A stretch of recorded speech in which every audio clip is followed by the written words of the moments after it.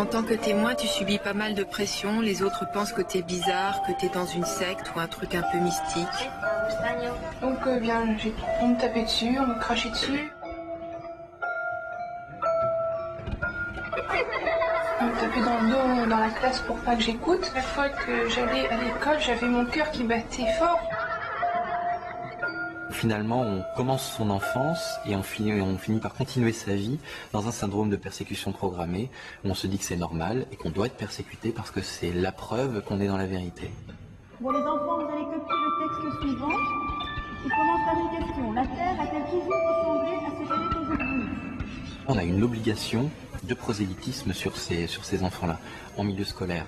On nous dit, puisqu'ils ne sont pas dans la vérité, ils vont mourir. Là où les témoins de Jéhovah espèrent un Armageddon qui détruira tous ceux qui ne sont pas témoins de Jéhovah et un paradis dans lequel ils pourront vivre éternellement.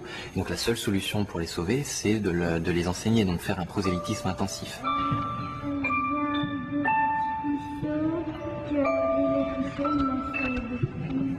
Ils avaient un terme qui s'appelait avoir le sang des autres au-dessus de sa tête. Et dès tout petit, j'avais cette image du sang de mes camarades qui me coulait sur la tête si je les prêchais pas. J'étais terrifié par cette idée. Dans ce livre, destiné aux jeunes, on retrouve le même discours. Évitez les amis à l'extérieur, mais profitez de vos contacts pour les convertir.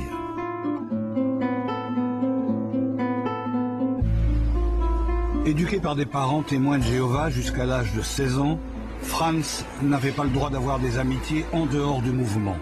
C'est sa passion pour les bus qui lui a permis de s'évader. Ça c'est les ateliers, ça c'est les parkings. C'est ici qu'il s'est fait ses premiers amis dans le monde, c'est-à-dire en dehors des témoins de Jéhovah. D'abord en tant que voyageur, puis comme passionné accueilli par les mécaniciens. Sans les têtes puissants eux-mêmes, les véhicules et la société elle-même, me faire connaître d'autres gens que les témoins de Jéhovah, parce que c'est pas vraiment que des témoins de Jéhovah qu'il y a dans les bus. Ben, ça m'a beaucoup aidé, quoi. Ça m'a aidé à me construire, quoi. Mais quand Franz a quitté l'organisation, le plus difficile pour lui a été d'oser se déplacer sans crainte dans le monde extérieur. Je voyais que des témoins de Jéhovah, c'était la maison, c'était chic. Et je voulais, une fois, je me suis mis à partir en bus. Je me sentais invincible dedans parce que c'est quand même une grosse masse. Puis c'est, on voit des autres têtes qui montent, de gens, qu'ils étaient des gens du monde. Et je cherchais quelque chose, une faille ou quoi, qu'on me disait, je ne voyais pas. Sauf qu'il fumait la cigarette avant d'entrer dans le bus, mais ça je trouvais normal, je le faisais bien moi. J'étais fort agité, évidemment. J'ai débarqué dans un monde qui m'acceptait, j'étais tout content, moi. Les témoins de Jéhovah, j'étais rien. Si j'étais encore là-dedans maintenant, je serais rien. Je serais devenu fou. Moi, je dirais que si j'étais pas sorti de là, ben, je serais 10 pieds sous terre, quoi, déjà. Les souffrances décrites par ces ex-témoins de Jéhovah, Sonia Jougla les connaît bien. Dans son cabinet de psychothérapeute, les ex-adeptes qu'elle reçoit vivent très souvent les mêmes difficultés. Ce qui est grave, c'est que l'enfant ne peut pas se développer en tant que personne, en tant que ce qu'il est. Il ne peut devenir que ce à quoi on l'a formaté, ce qu'il doit être pour faire plaisir à Jéhovah. On pourrait dire qu'ils ont un nanisme affectif.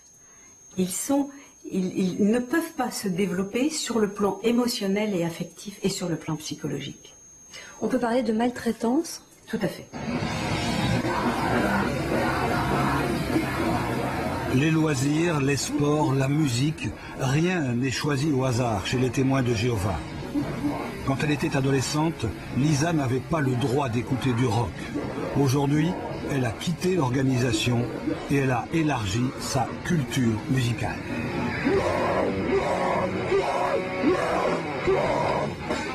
Je pensais jamais m'être appelée ici parce que moi aussi j'en avais peur. Je m'étais dit, allez, bon, c'est rock, J'adore, mais c'est pas trop mon truc par la violence de parole, etc.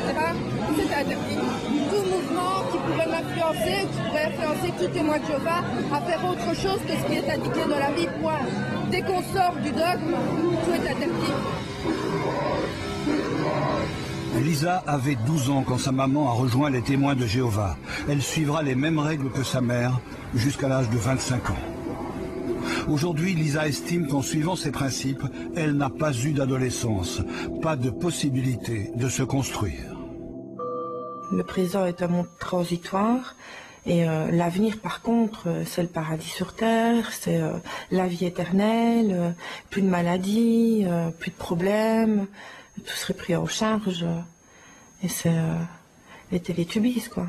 La personne présente et les actes qu'elle pose, c'est pas grave parce que c'est quand même pour acheter son monde à venir. Donc par exemple, pour faire des études, ça a posé problème pour vous? Moi, j'ai pas choisi le genre d'études que je voulais faire. Moi, j'ai dû faire de la couture parce que la couture, vous ne pouvez pas déborder de vos cours. Donc, j'ai voulu faire de la photographie, c'était pas bon parce que vous pouvez être amené à photographier des modèles nus. Le droit, c'est pas bon non plus. On ne peut pas faire du droit parce qu'on va être amené à défendre peut-être des menteurs. Et la coiffure, c'était pas bon non plus parce que c'est un milieu qui est pas très fréquentable. Moi, je voulais faire des dessins animés. Mais mes parents me disaient que c'était dangereux parce que tous les dessins animés, c'était l'image qu'ils avaient des dessins animés à cause des publications des témoins de Jéhovah, faisaient la promotion du sexe, de la violence, de la magie, et que j'allais forcément dans le domaine de ces activités-là être obligé de faire des dessins en rapport avec ces thèmes-là.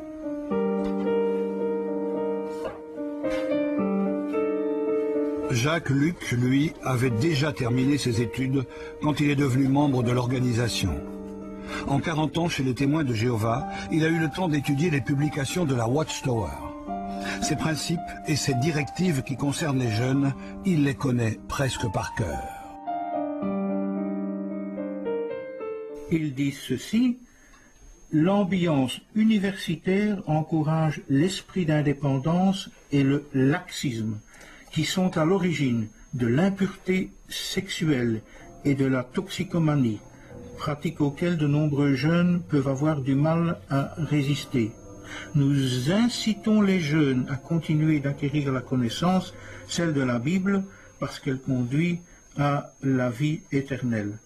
En d'autres mots, oui, le faire des études supérieures, c'est la source de tous les maux.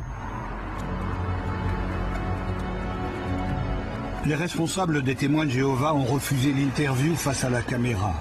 Mais au téléphone, voici ce qu'ils nous répondent quand on les interpelle sur l'accès aux études supérieures.